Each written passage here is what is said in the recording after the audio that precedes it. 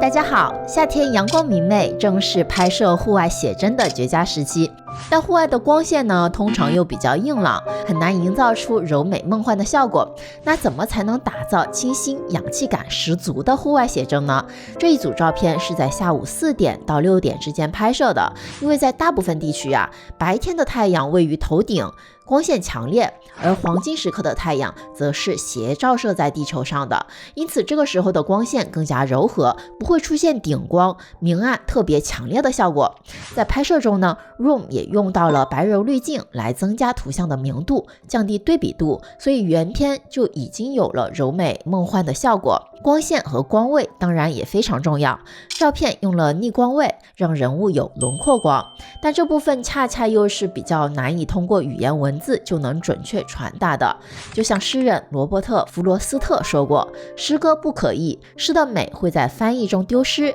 光线也一样，微妙又细腻。好，由于这一组照片在拍摄时用了白柔滤镜，所以照片显得非常明亮清晰。我们在直方图上也可以看到，阴影这一部分有一段缺失，说明照片的暗部是呈现深灰色，而不是纯黑色。高光预警是提示我们照片中的天空和树叶有少量的过曝。好，为了加速后期的调整，这里我会直接用 Just You 的胶片曲线。我们在曲线这里选择胶片曲线1。好，现在直方图上高光溢出的部分就得到了改善，不过高光还是有一点过亮，所以我们就到亮的功能版面去降低高光，来恢复天空和树叶的细节，增加对比度，让人物更加清晰具体，画面的颜色也会更加饱和。好，这张照片的影调就基本调整完了，接下来就是色调的调整。在大方向上，我们可以调出2种色调风格，下面会一一分享给大家。因为审美不是绝对的，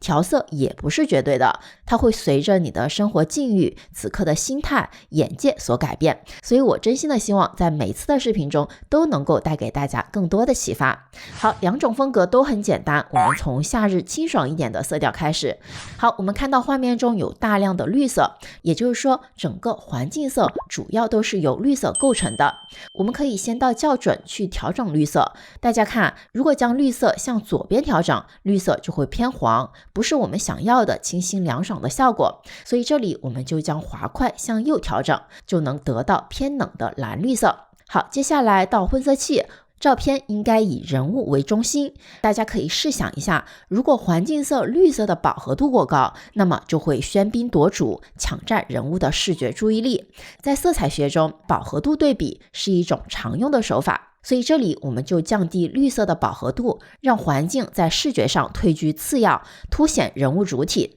这样画面不仅可以更加简洁明快，而且人物主体能够更加突出夺目。其实色彩原理大家平时多看多总结就会发现，不管是设计、绘画还是摄影，很少会用到纯色对比，也就是像小朋友的水彩笔画都是饱和度最高的颜色。还有大家比较熟悉的澄清对比，通常在一个画面中，要不然就是青色的饱和度比较高，橙色的饱和度低，高清低橙，要不然就是橙色的饱和度高，青色的饱和度低，高橙低青，很少会有2个的饱和度都非常高的特殊情况。降低绿色的饱和度之后呢，我们看到洋甘菊就显得比较发灰，这时候我们就可以增加黄色的饱和度，让花朵更加鲜艳。好，我们看到画面中还有粉色的裙子和嘴唇，所以我们就可以增加一点红色的饱和度，让人物更有气色。好，接下来到人物肤色的调整，我们可以稍稍提亮橙色的明度，让肤色更加白皙透亮。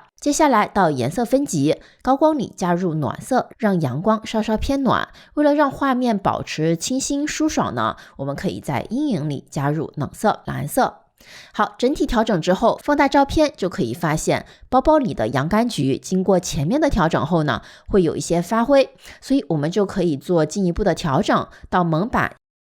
新建一个镜像渐变，由于洋甘菊处于背光的位置，有一点偏暗，所以我们在花朵靠近光源的部分拉出蒙把，将阴影提亮，增加高光，把色温向黄色的方向调整，让花朵偏暖一些，有小太阳的感觉。好，接下来我们到效果版面，适当的降低清晰度，画面就可以呈现柔和梦幻的效果。好，现在我们可以再稍稍增加纹理，来补偿降低清晰度后画面丢失的细节，再增加一些颗粒，让照片有胶片的质感。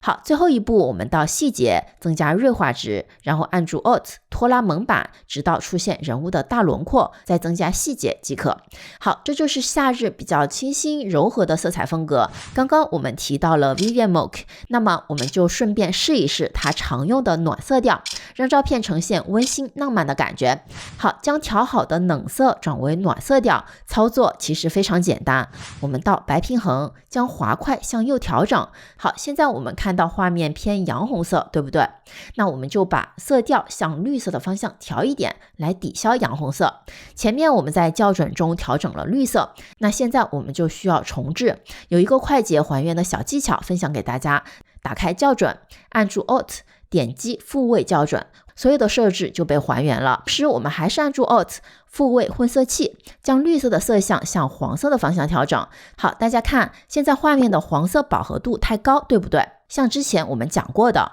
环境色的饱和度太高，就会抢走主体人物的视觉注意力，所以我们就把黄色的饱和度稍稍降低，同时也降低绿色的饱和度，最后增加肤色，也就是橙色的明度，来让肤色更加明亮白皙。好，其实暖色的调整原理和前面的思路是一样的，经过简单的2次调整，就得到了一张全新风格的照片，不知道你喜欢哪一种呢？好，以上就是夏日氧气感写真的全部内容，希望这一期的视频能够带给你新的启发。你在摄影中遇到过哪些难题呢？欢迎你在评论区分享你的经验和心得。感谢你的收看，我们下一期见，拜拜。